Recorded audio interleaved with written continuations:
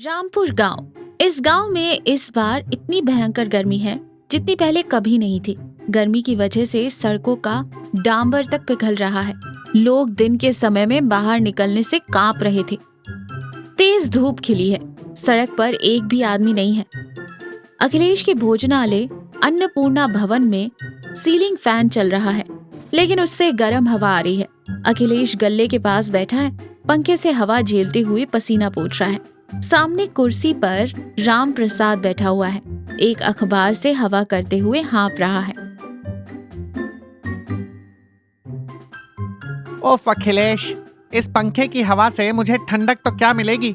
मेरे शरीर का सारा पानी भाप बनकर अभी रख दोगे तो बिना माचिस के आग लग जाएगी। क्या इस वक्त कोई खाना खाने आएगा? कौन आएगा रामप्रसाद? सुबह सुबह बड़े अरमानों से पकाया हुआ चावल, सांभर, सब्जी सब वैसे ही पड़े हैं। कम से कम 4 लोग भी नहीं आए। इस गर्मी की वजह से 1 महीने से हमारा धंधा आधा रह गया है। अगर 1 हफ्ता और ऐसे ही चलता रहा तो हमें अपना भोजनालय बंद करना पड़ेगा। बंद करना क्या होता है अखिलेश? तुम इतना मत डरो। डर न लगे तो और क्या लगे यार। कल ही बैंक वाला आकर नोटिस दे गया है। अगर कर्ज नहीं चुकाया तो 1 हफ्ते में सीज कर देंगे। मुझे डर है कि मेरे पिता का शुरू किया हुआ ये भोजनालय मेरे ही हाथों बंद ना हो जाए। तभी फूलचंद कांपते पैरों से वहां आता है। उसके हाथ में एक पुराना छाता है। अरे अखिलेश, मुझे 1 गिलास ठंडा पानी दे बेटा। मेरे चप्पल घिस गए हैं और उस सड़क के डामर से चिपक गए हैं यार। ऐसा लग रहा है जैसे गर्मी से धरती फट जाएगी। अखिलेश पानी देते हुए कहता है, क्या बात है दादाजी, इस गर्मी में बाहर क्यों निकले? घर पर ही रह सकते थे ना। घर पर ही रहने को कहते हो, लेकिन पेट तो नहीं मानता ना यार। तुम्हारे हाथ का खाना खाए बिना मेरे गले से निवाला नहीं उतरता, लेकिन इस गर्मी में तुम्हारा गर्मा गर्म खाना खाने से गले में जलन होती है। 10 रुपए ज्यादा ही सही, लेकिन मुझे थोड़ी ठंडी जगह पर खाना खिलाओ बेटा। यहाँ पंखे के नीचे बैठकर भी ऐसा लग रहा है जैसे मैं किसी रेगिस्तान में बैठा हूँ। अंदर से भवानी एक कैलकुलेटर और एक हिसाब की किताब लेकर आती है। उसके चेहरे पर चिंता साफ झलक रही है। सुनिए, इस गर्मी की वजह से तो हमारे फ्रिज का कंप्रेसर ही जल गया है। उसमें रखा दही खराब हो गया, दूध फट गया है। कर्जदारों को तो हम वैसे भी जवाब नहीं दे पा रहे, और अब जो ग्राहक आते हैं उन्हें क्या जवाब देंगे?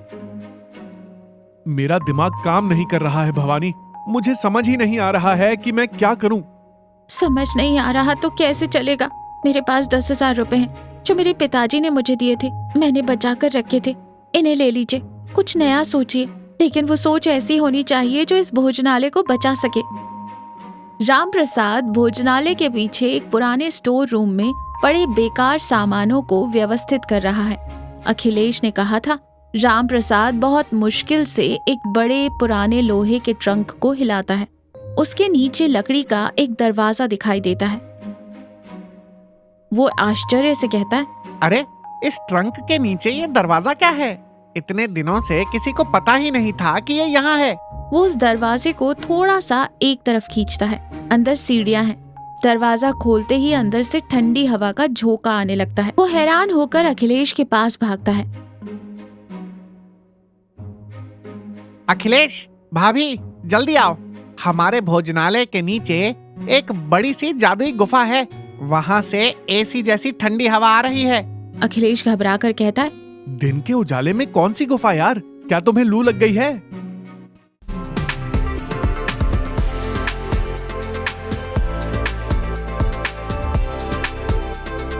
लू लग गई है? तीनों स्टोर रूम के नीचे सीढ़ियों से उतरकर अंदर जाते हैं।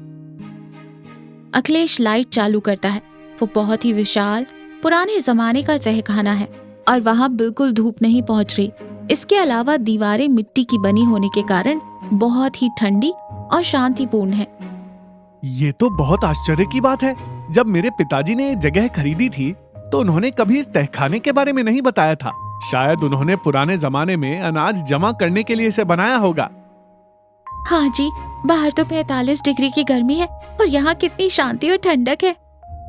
राम प्रसाद खुशी से उछलते हुए कहता है, अखिलेश, मेरे दिमाग की बत्ती जल गई है यार। ऊपर गर्मी की वजह से लोग नहीं आ पा रहे हैं ना।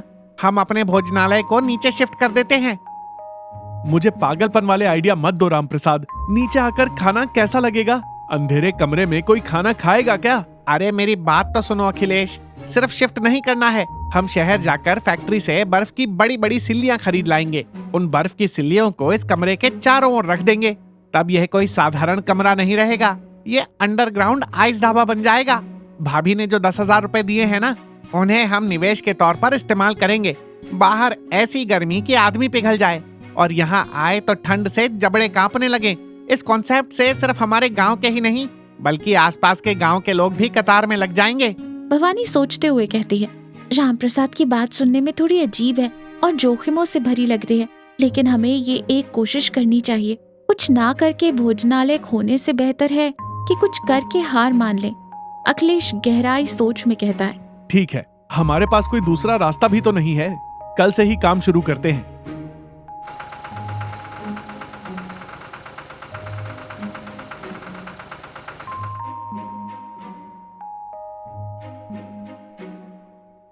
तहखाने को बहुत ही खूबसूरती से सजाया गया है। दीवारों के चारों ओर लोहे के स्टैंड पर शहर से लाई गई बड़ी बड़ी सफेद बर्फ की सिल्लियां रखी गई हैं। सीरियल लाइट्स की रोशनी में वो बर्फ चमक रही है। अंदर का माहौल सच में शिमला जैसा हो गया है। गांव के सभी लोग हैरानी से झुंड बनाकर वहां आ रहे हैं। ढाबा पूरी तरह से भर गया है।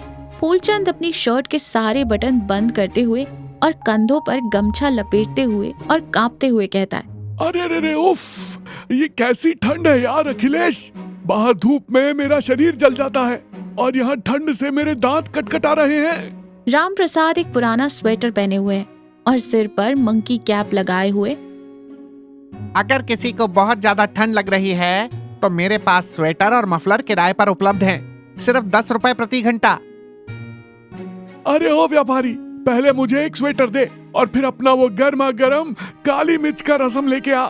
इस ठंड में वो रसम पीकर जान में जान आ रही है यार। इस उम्र में तू मुझे कश्मीर ले आया यार अखिलेश। लोग हंसते हुए राम प्रसाद से मफलर लेते हैं। अखिलेश और भवानी बहुत ही व्यवस्था से गर्मा गर्म खाना परोस रहे हैं। लोग ठंड में गर्म खाने का खूब आनंद ले रहे हैं। रात 11 बजे ढाबा बंद होने के बाद अखिलेश गल्ले के पैसे गिनता है। उसके चेहरे पर खुशी की लहर दौड़ जाती है। भवानी, आज के एक ही दिन में हमें बहुत ज्यादा मुनाफा हुआ है। हमारा सारा कर्ज बहुत जल्द उतर जाएगा।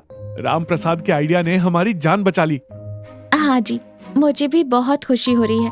लेकिन एक बात सोचिए कि बर्फ की सिल्लियां हमें रोज ट्रैक्टर से शहर से लानी होगी।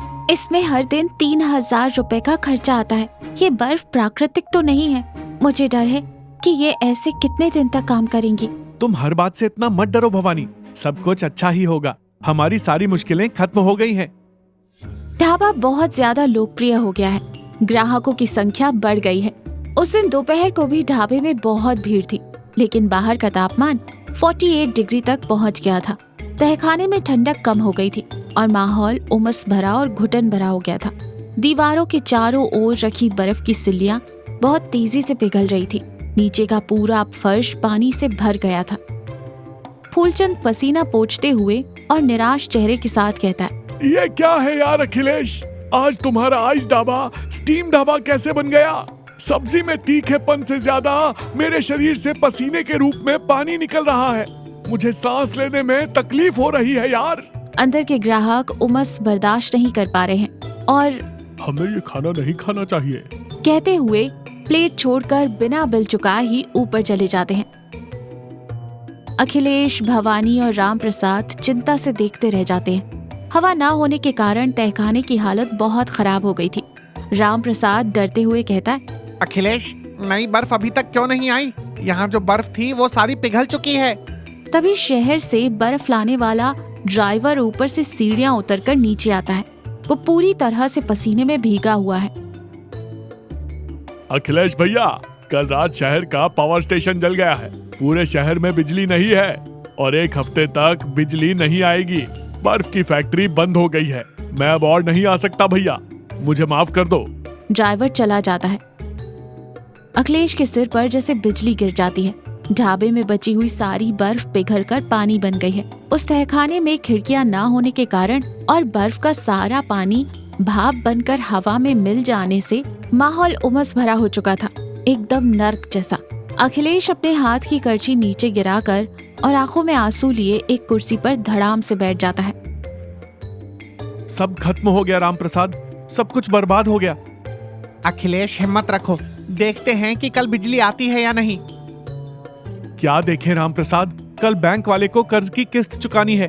चलो वो तो ठीक है, कल रात गांव के सभी बड़े बुजुर्गों ने मिलकर एक मीटिंग रखी है और हमारे ही ढाबे में खाने का ऑर्डर दिया है। मैंने उनसे एडवांस पैसे लेकर सब्जियां भी खरीद ली हैं। अब बर्फ नहीं है, इस टीम रूम में वो कैसे बैठेंगे? अगर मैं उन्हें बाहर धूप में बिठाऊंगा तो मेरी इज्जत मिट्टी में मिल जाएगी। मेरी सारी उम्मीदें इस बर्फ की तरह पिघल गई हैं। फिर भवानी की तरफ देखते हुए कहता है, भवानी, मैंने तुम्हारे 10,000 रुपए बर्बाद कर दिए, मुझे माफ कर दो। अब मुझसे और नहीं होगा। हम होटल की चाबियां बैंक वालों को दे देते हैं।